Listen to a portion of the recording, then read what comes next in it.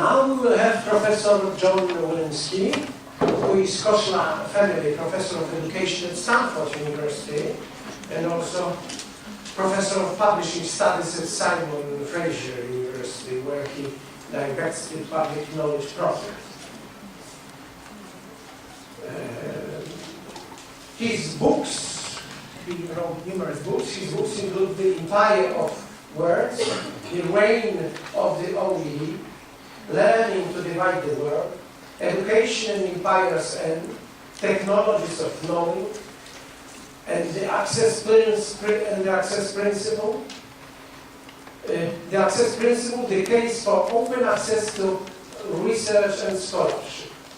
So, Professor Willinsky, start. Thank you.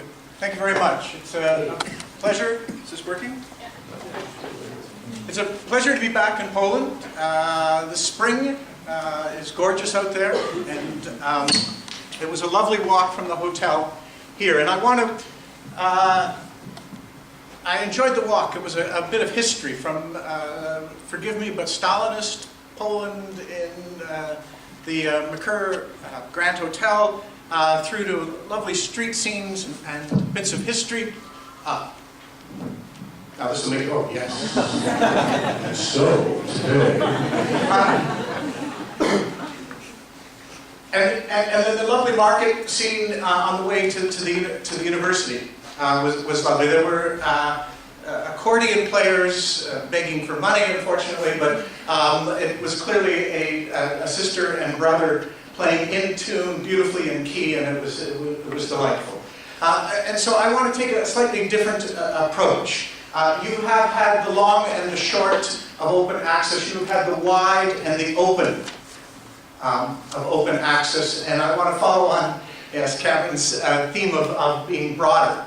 But I want to move in a historical direction. I haven't been involved in open access as long as Stephen, but I have been involved longer than Cameron, only because I'm much, much older than Cameron. And I have, in that period of time, about 15 years, I have been passionate and committed, perhaps not as much as my colleague and compatriot, but I have seen this as the right way to go.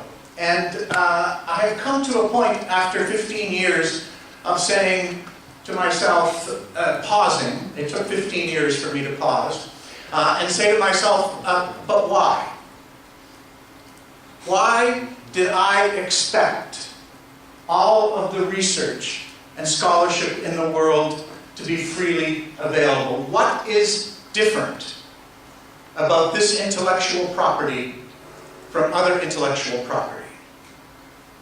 And so in the last few years, more than a few in fact, last 5 years, I've been working on this question of trying to understand where this idea came from, why we would expect research not to be free. There's still an expense involved, and I appreciate the previous speakers referencing this.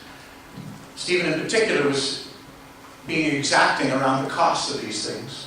They are there. They're not the current levels, perhaps. So why is it that we can think about this in a different way? Because right now, intellectual property is one size fits all.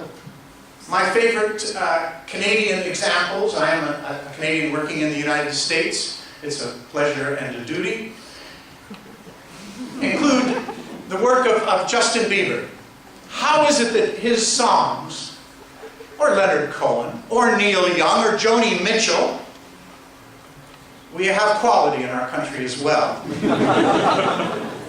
I'm very proud this year, Nobel Prize-wise, we were talking at dinner last night, the Nobel Prize in Literature for perhaps another half year belongs in Canada with Alice Munro. So how is it that Alice and Justin and Neil and Joni, how is it that their intellectual property is the same? Why don't we have open access for them? How is it that it is a crime? And this has led me on this historical journey that I want to share with you. Because I think we need to stop for a moment, after 3 magnificent keynotes, and hear a few stories. Stop for a moment and think about the imperative that is older than a millennium around this notion of openness, around this notion of sharing, around this notion that the intellectual property of the university is different than Justin's and Joni's and Alice's. Did I mention Margaret Atwood yet? No, and Margaret Atwood. So those differences I can approach in numerous ways. I'm actually working on a project that goes back to St. Jerome. But I'm not going to take you back all that way. I want to take you back about 8 blocks this way to where the academic institution, the academy, is it the academy? This magnificent square and institution. And in front of this academy, my Polish is very weak. We've been out of the country for 130 years in my family, so forgive me. But it had something like academy in the title. And in the front of it was a statue of a man holding a compass and an armorily, I think is the name for it. And that is, of course, Copernicus. He's wandered from Krakow, he got lost, and he ended up here in Warsaw. Fair enough. I don't want to play any kind of rivalry here between universities and cities. But I want us to focus on Copernicus and this notion of openness. And I want to take you into a chapter of why. But I need to start with a legal distinction around intellectual property. The concept is 18th century. I have a fairly Anglo-centric, Anglo-American-centric perspective, United States and Britain.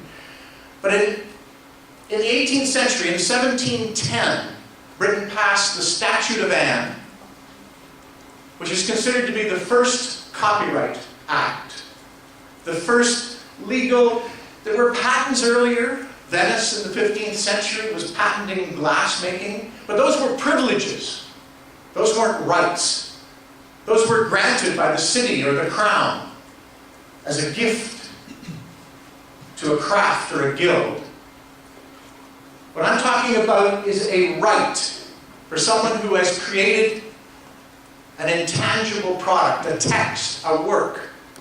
And in 1710, the Statute of Anne declared that ownership, by virtue of the labor that went into that property, that ownership has certain rights that need to be recognized.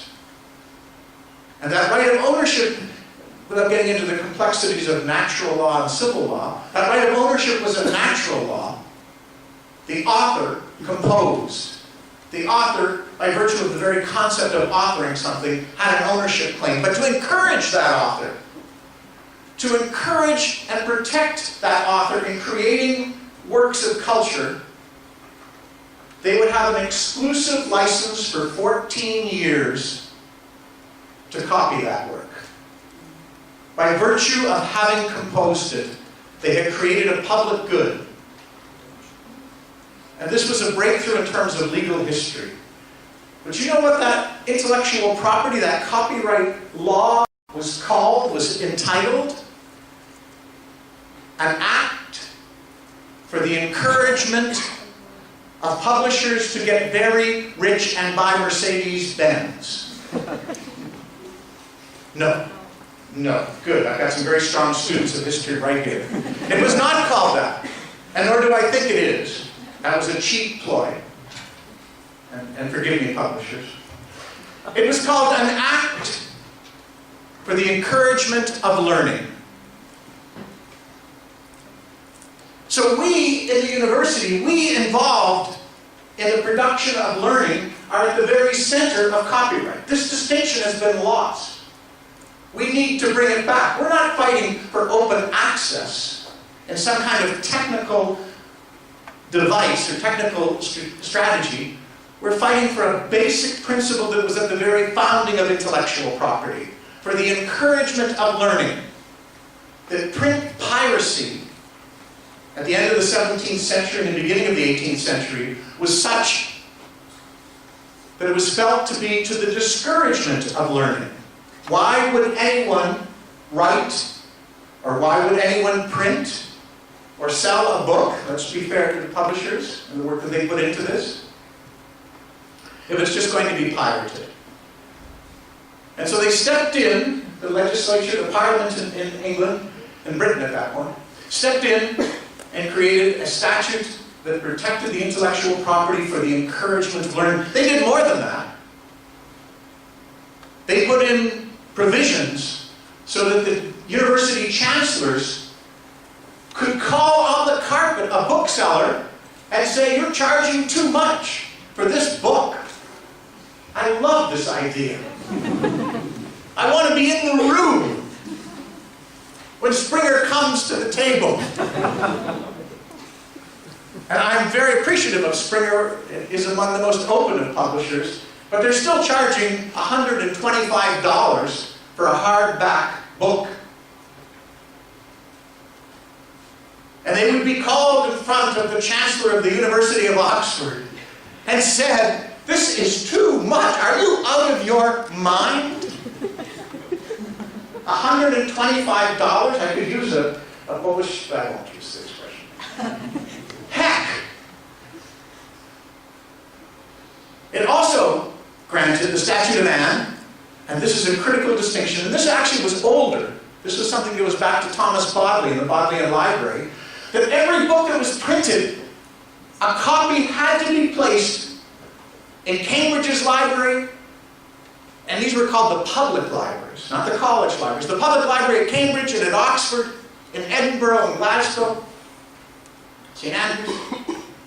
A copy had to be taken out of the book market and placed in the commons of the library, because learning had to be protected. There had to be a space where the public could have access to this knowledge. And this distinction, this idea that intellectual property is rooted not in the music of Justin, but it is rooted in the encouragement of learning, is something that we need to bear in mind. That we need to think about as part of a larger historical mission that puts the university here, that places us in this beautiful library. A little scary, actually. I was a little afraid. I wanted to take a picture to send to my family.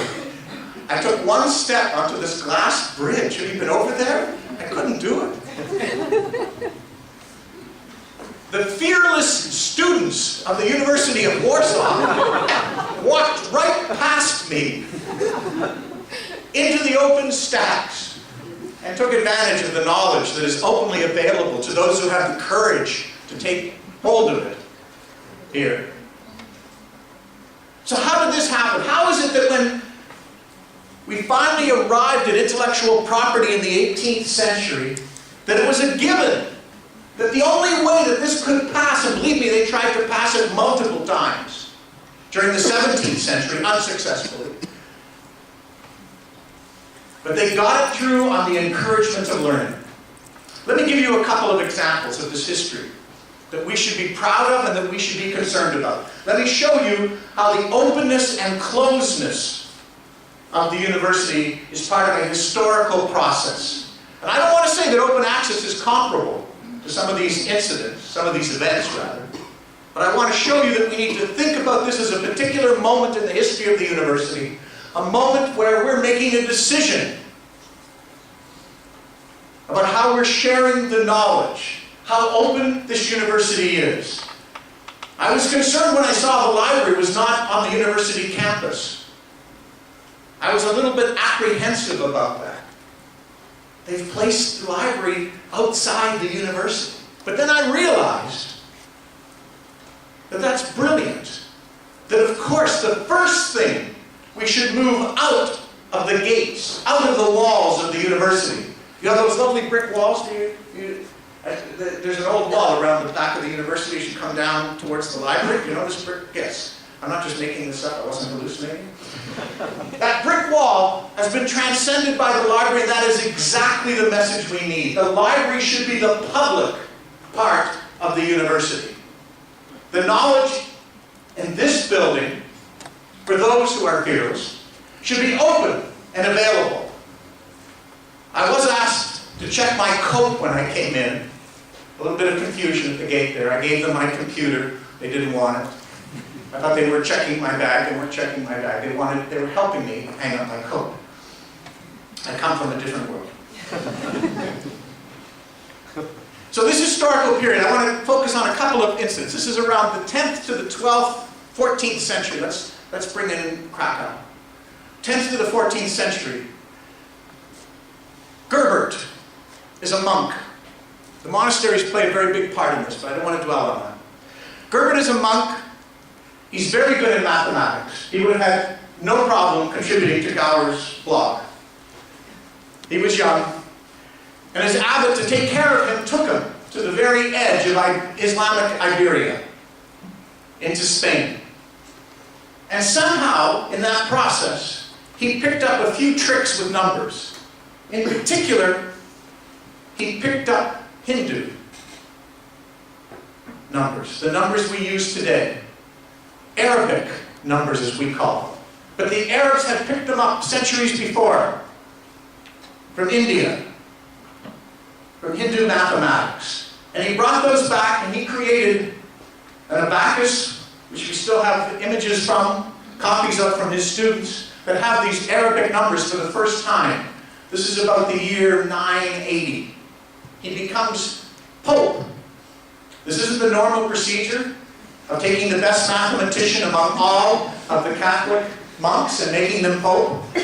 I proposed it again, but actually I'm quite taken with this Pope, so it's okay.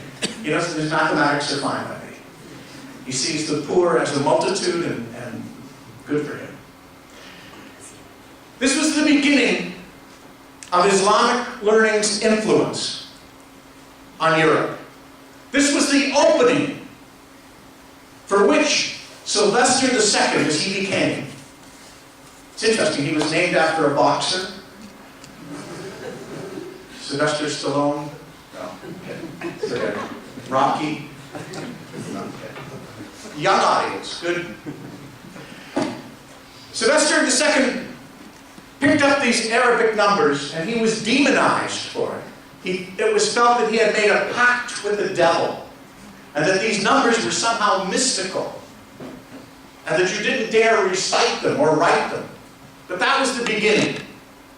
By the 12th century, there was a flood of Islamic learning into Europe. In Islamic Iberia, in Sicily, and in Italy, translations of these Arabic texts were going on. It was a lovely melding of the interests of Nicholas in the humanities, Cameron in the sciences, Stephen in psychology, cognitive sciences. A lovely melding of these fields where Jew and Christian and Muslim would gather around these texts that Islam had been translating from Greek and Persian and Hindu for 2 centuries before that, from about the 9th, 10th, 11th century, 2 or 3 centuries before. Islam had been entirely open, had been eager and thirsty for knowledge, and had been translating, while the monasteries were closed and had lost Greek and were isolating themselves in the enclosure of Latin. But in this period of the 12th and 13th century, when Europe was starting to awaken commercially, when the first Starbucks opened across the continent, and the marketplaces began to open, there was an interest in these books. They couldn't get enough of these books. And so all of a sudden in Europe, where there are only cathedral schools in the 11th century, only cathedral schools and monasteries, the only centers of learning, all of a sudden, all of the works, all of the extant works, we don't have all of the works of Aristotle yet, all of the extant works of Aristotle are available in the course of a century. Of Ptolemy in astronomy, of Galen in medicine. All of these works are translated from Arabic, eventually from Greek, but first from Arabic. And not only are these works translated, but all of the commentaries, Avicenna's and Averroes, The Islamic commentaries are translated. And the Islamic commentaries explain Aristotle in a way that made Aristotle available. And the Islamic commentaries in Arabic were translated into Latin as well. And what happened in this huge opening, with these books pouring into the marketplaces, manuscript culture, one copy at a time, but with great enthusiasm. In fact, they would even parse it out and have people copy chapter by chapter so you could get a book in half the time, a quarter of the time, 1/12 of the time. These books were copied and circulated, and I would argue they are the beginning of the university. That Islamic learning, in that great moment of opening, in that great rush of Islamic, Greek, Persian, Jewish knowledge, overwhelmed the cathedral schools. We have lovely romantic figures like Peter Abelard, a story I won't get into at the moment, and others who are starting their own schools, who are going into the marketplace and attracting students. And these become the first universities. The opening of the knowledge becomes the first university. Let me give you the other side of the story, though, after all this celebration. Hildegard of Bingen. Do we know Saint Hildegard of Bingen? Oh, lovely. Can we sing just a few? Can we start the chant? I'll do the first note. Hildegard of Bingen is a nun in the 12th century, just decades before the first universities begin in Oxford, in Bologna, in Paris. Hildegard is sealed in a monastery, enclosed in a monastery. I mean, bricked in, with only a little opening. At 8 years of age, with a cousin or someone accompanying her. And she rises through the ranks in multiple ways. She takes charge of the medicinal garden, conducts experiments with the plants, discovers peyote, no, sorry. Wrong story. Discovers cures that brings her to the position of being abbess. Composes music, and perhaps most strangely suffers migraine headaches and turns them into cosmography, turns them into a cosmological vision. And those visions, we actually only have the reproductions of because of the tragic bombing during World War II. But we have in her imagery the way that she handled her affliction. We have in her example, from being enclosed in the monastery, to her preaching along the Rhineland, to her sharing her medicinal cures that are still, in fact, you can go into PubMed and do Hildegard of Bingen, and you will see research continuing on her homeopathic remedies. Why do I introduce Hildegard of Bingen? Because what the universities did within a decade of her death, as they first began to emerge, and they did not begin with formal ribbon cutting, they did not begin in some kind of organized way. They began as guilds, learned guilds. They began as groups of roaming, wandering scholars. But there was to be no women among them. But one of the great sources of learning in the 11th and 12th century was closed up, was left behind, was restricted from participating in the learning. And then when I look around at the audience right here, look around you, and imagine what this would be after Hildegard had run an abbey, after Europe had been populated by double monasteries, male and female, after she had contributed so much, she was excluded. And all of her gender were excluded from the universities until the 19th century. And so, while I want to celebrate the value and the contribution of learning, I want to be cautious about our history. we haven't always had it right in the university. We have to make an ongoing series of decisions all of the time. We have to think about who is being included, as Cameron pointed out, and who is being excluded. And that what seems open to us today, we have to ask ourselves, will this seem open tomorrow? Will we be judged, as I'm judging the universities of the 12th century? The whole history of Islam, the whole involvement of the Jewish people in the translation movements, all of that didn't work out as well as it should have. That we sometimes take hold of a particular aspect of openness and we forget about the larger picture. So I would ask you, just after all that you have picked up so far in the talks and all that you will pick up through this afternoon's presentations, as impatient as you are for lunch at this point, I want you to think about this in terms of larger principles. Think about this in terms of a historic moment. And while it might seem not as significant as excluding women from the universities, it might not seem as exciting as bringing in all of Greek philosophy. They had one or two works of Plato and one or two works of Aristotle in the monasteries. But the vast majority were imported in the 12th century. It may not be of the same caliber, but it is the same issue about openness. It is the same sensibility about the encouragement of learning.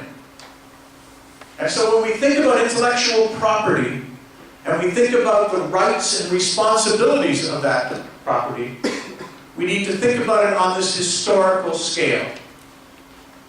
And I want you to then, and this is the challenge for today, to put together the particulars of the ideal mandate for archiving and responsible use of publications that Stephen has laid out.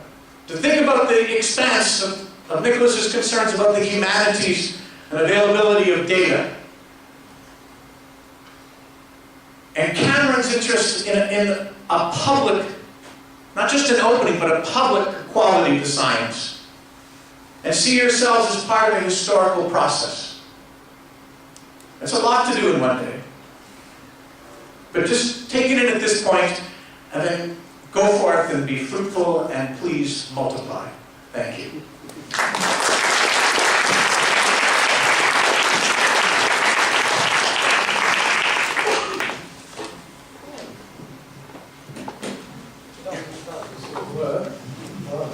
After the gospel, you are not supposed to ask questions, but let's try it.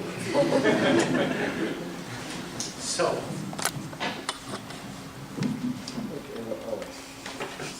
how I probably know. So I missed the part about the difference between Margaret Atwood and Tim Gowers. What I'm suggesting is that Margaret Atwood is a good point. I glided over that. You didn't miss a thing, Steve. Margaret Atwood makes her living by selling novels. She started with poetry, it didn't go as well. But she's done very well with novels. She's not paid in advance. She may be paid in advance by her publisher, but she has no guarantee of that. She lives book by book. The intellectual property she produces is valued by the public and is written for the public's consumption, and they purchase or buy into that. The universities, the intellectual property of the universities, I appreciate this question, great opportunity. The universities are operating in a pay in advance, a trust and faith economic model. So that the universities have been supported and privileged and granted immunities from their very beginning. That one of the things the Statute of Anne did was to not only grant books free to the university, but to protect the university presses and to grant them privileges that exempted them from taxes and other concerns. So there is a different economic model involved, a different approach to paying, if you like, in advance for and in trust and faith for the university, and book by book for Margaret Atwood. And that to me makes a distinction, it calls for a distinction in intellectual property. Thank you.